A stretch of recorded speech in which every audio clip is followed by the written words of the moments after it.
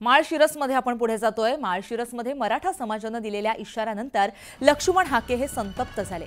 अशा प्रकारे इशारे दिले जात असतील तर मग ओबीसींनाही आपली ताकद दाखवून द्यावी लागेल असा इशारा हाकेंनी दिला। आम्ही हक्काच्या आरक्षणासाठी लढत असून अशा प्रकारे इशारे दिले तर आम्ही शांत बसणार नाही असा इशारा त्यांनी दिलाय। माळशिरसमध्ये तुम्ही म्हणाला की ठराव झाला की लक्ष्मण हाकेचा पाठिंबा असेल त्याला आम्ही मतदान करा का? आमच्याकडे मतं नाहीत का? आमच्या मताची गरज नाही का तुम्हाला? माळशिरसमध्ये तुम्ही आम्हाला अडचणीत आणताय। पंढरपूरमध्ये आमची मतं नाहीत, आमची माड्यात करमाळ्यात मतं नाहीत, सांगोल्यात नाहीत, कवटेमंकाळमध्ये नाहीत काय? रोहित पाटलाला आमदार व्हायचं की नाही? हां, आम्हाला मतं नाहीत? आम्हाला लोकशाहीने काय आमचा मताचा अधिकार काढून घेतलाय? अरे तुटक्यानं आजपर्यंत आमच्या मतावर आमदार खासदार मुख्यमंत्री भोगलं। एक माणूस आमचा तुम्ही ठरवून पाडला, एक माणूस आमचा महाराष्ट्राच्या विधानसभेत निवडून गेला तरी तुम्हाला एवढी ॲलर्जी आमची। आणि आम्ही काय म्हणतो तर आमचं आरक्षण टिकलं पाहिजे एवढंच म्हणतोय। मनोज जरांगे पाटील यांनी समाजाला पोषक ठरेल अशी भूमिका घेतली असावी असं मत संभाजीराजे छत्रपती यांनी व्यक्त केलं।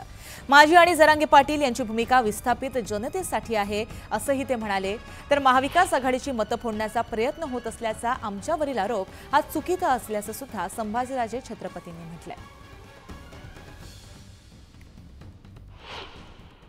जरांगे पाटलांचा उद्देश आमचा उद्देश एकच आहे। माझा प्रामाणिक हेतू होता की आपण उमेदवार उभे करायला पाहिजे। उमेदवार का उभे करायला पाहिजे? कारण का विधानसभेच्या पटलावर गेल्याशिवाय आपल्या ज्या काही मागण्या असतील ते आपण पुरे करू शकत नाही। आणि म्हणून आज परिवर्तन महाशक्तीच्या वतीनं स्वराज्य हा निश्चित पर्याय सगळ्या लोकांना मिळालेला आहे। राष्ट्रवादीचे सुनील तटकरेंनी विरोधकांच्या जाहीरनाम्यावरती आता टीका केली आहे। महाविकास आघाडीचा जाहीरनामा फसवा जाहीरनामा असल्याचं सुनील तटकरे म्हणाले। आम्ही विकासाचा अजेंडा राबवत आहोत, पुढील 5 वर्षांमध्ये काय करायचं ते देखील आमच्याकडे आहे। तर आम्ही राबवलेली लाडकी बहीण योजना ही कोलमडेल असं म्हणणारे आमचं सरकार आल्यावर 3000 रुपये देऊ असा खोटा जाहीरनामा महाविकास आघाडीकडून प्रसिद्ध करण्यात आला असा घणाघात सुनील तटकरे यांनी केलाय। तर महाविकास आघाडीकडून देशभरामध्ये खोटा प्रचार केला जातोय असं देखील तटकरे म्हणाले।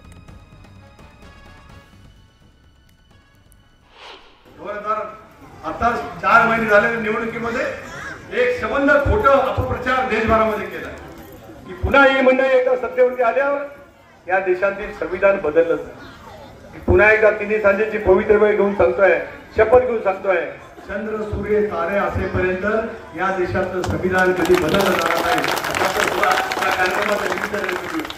अल्पसंख्याक समाजाच्या मनामध्ये सुद्धा असुरक्षिततेची भावना त्या काळामध्ये निर्माण करण्यामध्ये हे सगळे विरोधक त्याकडे आले, त्यांना मदती दिली।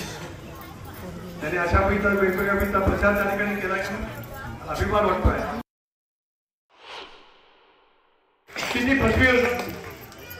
किती फसवा जाहीरनामा परवाच्या दिवशी पुस्तकबाई राहुल गांधी आले होते, खरगे साहेब होते, पवार साहेब होते, उद्धवजी ठाकरे होते, महाविकास आघाडीचा जाहीरनामा प्रसिद्ध झाला।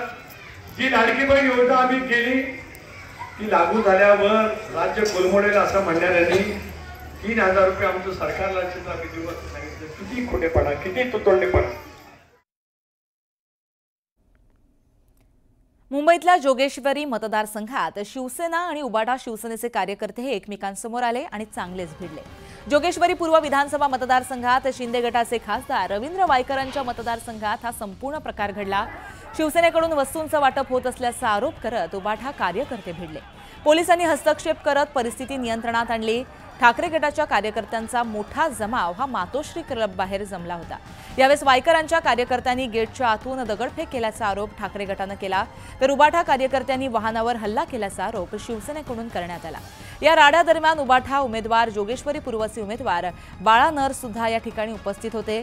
महिलांवर हल्ला करणं हेच का उबाठा शिवसेनेचे संस्कार आहेत असा हल्लाबोल या पार्श्वभूमीवर शीतल म्हात्रे यांनी केला।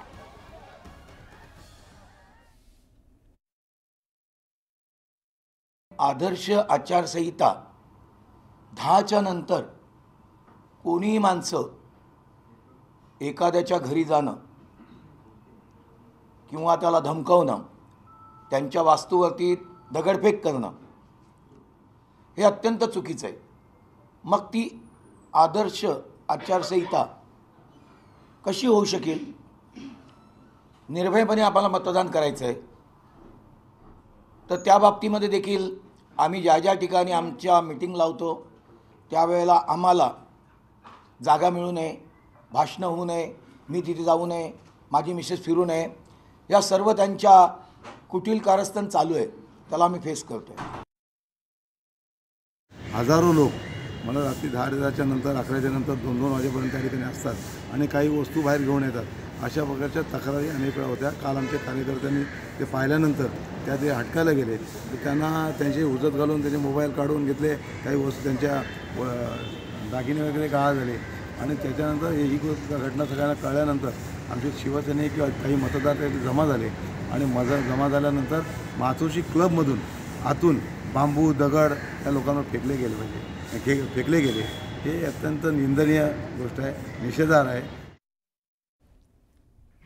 दादर मतदारसंघामध्ये सुद्धा अशा प्रकारच्या किंवा जिथे मिलिंद देवरा निवडणूक लढतात आदित्य ठाकरेंसमोर, तिथेही पैसे आणि महिलांना लागणाऱ्या वस्तूंचं वाटप, जोगेश्वरीमध्ये पैशाचं वाटप तर सर्रास सुरूच आहे, पण अशा प्रकारे सुद्धा वाटप करून महिला मतदारांना विकत घेण्याचा प्रयत्न ठिकठिकाणी सुरू आहे. आणि मग शिवसैनिक किंवा आमच्या महिला शिवसैनिक जाऊन तिथे धाड घालतात, तेव्हा हा राडा होतो. निवडणूक आयोगाला जर काही करायचं असेल त्याने अशा ठिकाणी कारवाई केली पाहिजे, पण निवडणूक आयोग अशा प्रकारची कारवाई कधी करणार नाही.